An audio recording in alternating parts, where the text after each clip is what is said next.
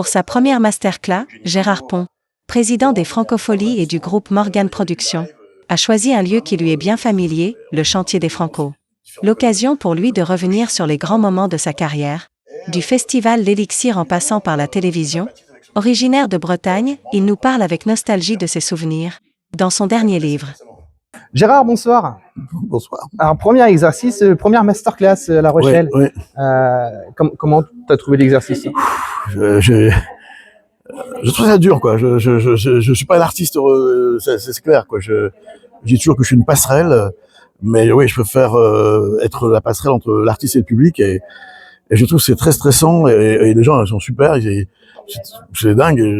Pourquoi ils viennent d'écouter, ça je comprends pas, et il y a plein de monde, ils sont restés, ils ont posé des questions, mais oui, je stressais beaucoup, parce qu'au départ, je voulais juste faire ça pour les élèves de l'école. Ouais.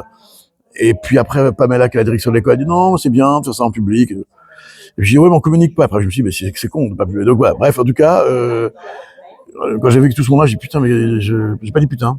J'ai pas dit putain. Mais je me suis dit pourquoi j'ai accepté.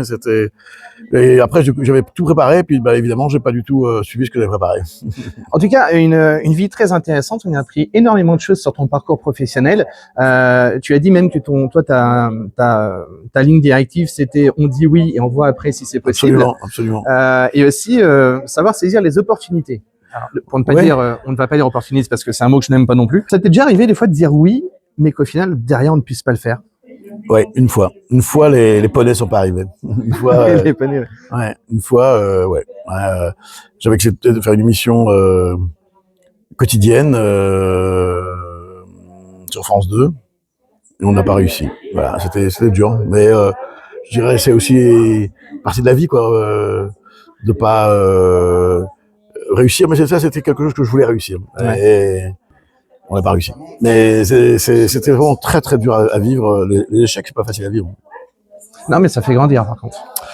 En tout cas, ce que je suis content, c'est qu'on est toujours là et que les Francopholies se portent formidablement bien. Et c'était pas facile de succéder à Foulquier. Bah voilà, on a dit oui sans réfléchir, et on a eu raison de dire oui là. C'était quelque chose. Les poneys sont arrivés. Ouais. Dans ton parcours exemplaire, il y a un moment de ta vie qui est très important. Forcément, c'est Elixir. C'est l'Elixir, entre guillemets, on peut dire que c'est ton premier vrai grand festival. Ouais. D'ailleurs, hop, il y a le bouquin aussi qui est sorti, voilà, sur cette période de vie de Gérard Pont. Si vous voulez en apprendre davantage sur sa décadence, sa grandeur et puis sa folie d'époque, je vous conseille vivement. C'est le jour où les Clash sont venus chez nous. Je peux dire aussi, pour ceux qui n'ont pas d'argent pour acheter le livre, ou qui veulent pas dépenser d'argent, il y a un film qui s'appelle Le jour où les Clash sont venus chez nous sur YouTube, qui raconte justement cette épopée de la création du premier festival, le grand, parce qu'il y avait eu des petits festivals mais qui n'avaient pas marché, mais on était le premier grand festival. Il y a le lien, hop, là, qui apparaît juste en bas du film du YouTube. Elixir, on revient très brièvement dessus. Est-ce qu'il y a une influence Woodstock quand Ah oui. Bah oui, on a vu les images là pendant ton masterclass, ça m'a fait. On voit le public dans l'herbe justement, et puis il y avait de la foule, ça m'a fait directement penser à ça. Oui, on était complètement 10 ans après l'Amérique, ça arrivait chez nous, quoi, et on voulait faire ça, on avait des robes, enfin, les filles avaient des robes à fleurs, les garçons avaient des chemises à carreaux, et on s'asseyait dans l'herbe, oui, on était baba cool, c'était sympa aussi. C'est une époque qui est un peu révolue, ça. Je pense que tout revient avec en ayant digéré plein de choses. Aujourd'hui, on va des baba cool, numériques. Ouais, c'est vrai.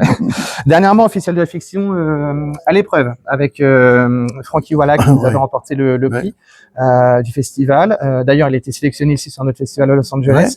Est-ce qu'on peut, si c'est pas de l'ordre confidentiel, parler des prochains travaux professionnels déjà? Oui. Alors je peux dire, ça, on a un film qu'on va faire pour France Télévisions, et on travaille sur une série pour TF1 et une série pour Arte. J'en dis pas plus parce que je laisse TF1 et Arte en parler, et c'est à eux d'en parler.